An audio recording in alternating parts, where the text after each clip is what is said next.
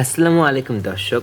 আসন্ন কুরবানি ঈদের দিন দেশের কোন কোন অঞ্চলে ভারী বৃষ্টিপাত হতে পারে এবং ঈদের আনন্দ মাঠে হতে পারে কিনা তা নিয়ে উইন্ডি.কম-এ স্যাটেলাইট চিত্র থেকে সরাসরি আবহাওয়ার একটি বিশেষ বুলেটিন নিয়ে হাজির হলাম। যারা কুরবানি ঈদের দিন আবহাওয়ার নিখুঁত পূর্বাভাস জানতে চান তারা ভিডিওটি একটু মিস করবেন না। দর্শক, আপনারা স্ক্রিনে এখন দেখতে পাচ্ছেন এই মুহূর্তে উইন্ডি লাইভ ট্র্যাকিং অনুযায়ী ঈদের দিন সকাল ৭টার দিকে দেখতে পাচ্ছি আমরা ঢাকাতে তীব্র ভারী বজ্রপাত হবে ৮.৮ মিলিমিটার। ঢাকা ছাড়াও গাজীপুর, নরসিংদী আরও বেশ কয়েকটি অঞ্চলে বৃষ্টিপাত হবে দেখতে পাচ্ছি। কুরবানি ঈদের দিন আমরা দেখতে পাবো বৃষ্টি, বর্ষাকাল। যারা মুসলিমগণ মাঠে নামাজ আদায় করবে তাদের জন্য একটু দুঃখেরই কথা, কারণ হচ্ছে যেহেতু বৃষ্টি হচ্ছে। এখন আমরা দেখি ৭টার পর ৮টা, ৯টার দিকে কি অবস্থা। ৯টার দিকে আমরা দেখতে পাচ্ছি ঢাকা, ব্রাহ্মণবাড়িয়া, টাঙ্গাইল, ময়মনসিংহ, সিলেট, কুমিল্লা, চাঁদপুর, বগুড়া এসব অঞ্চলে বৃষ্টিপাত হবে। আর ৯টার দিকেও এরকম অবস্থা। ১টার দিকে আবার দুপুরের দিকে মানে বাংলাদেশের সব অঞ্চলে বৃষ্টিপাত হবে না, কিন্তু কিছু কিছু অঞ্চলে যেমন বরগুনা, খুলনা, ঝিনাইদহ এগুলো অঞ্চলে বৃষ্টিপাত হবে। এখন দেখতে পাচ্ছি ৯টার দিকে আবহাওয়াগুলা কিরকম হবে। সাধারণত গরু কুরবানি দেওয়া হয় নামাজ পড়ার পরই ৮টা থেকে ৯টা এরকম সময়ে, অনেক জায়গায় ১০টা ১১টা বেজে যায়।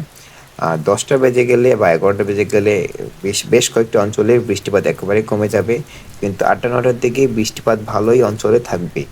এর জন্য কোরবানি দেওয়া ভালো হবে যদি আমরা ১০টার দিকে ১১টার দিকে করি।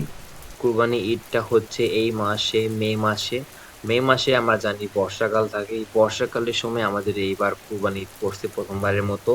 এর জন্য বর্ষাকালে বেশ কয়েকটি অঞ্চলেই বৃষ্টিপাত হবে। তাই যেসব অঞ্চলের কথা বলেছি, যেমন আমরা ঢাকায় ১০টার দিকে যেমন ঢাকা, আগরতলা, হোমনা, মানিকগঞ্জ, টাঙ্গাইল, পাবনা, ভালুকা, কিশোরগঞ্জ, নেত্রকোনা, বগুড়া, জামালপুর, সিলেট, সুনামগঞ্জ, বড়লেখা, দিরাই এসব অঞ্চল প্রায় বাংলাদেশের ৮০% অঞ্চলে বৃষ্টিপাত হবে।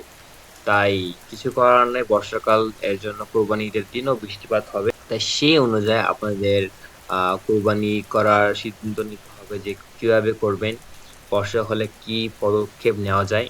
তাই সেভাবে পদক্ষেপ নিয়ে আপনারা কোরবানি ভালোমতো দিন, এটাই আমাদের চাওয়া।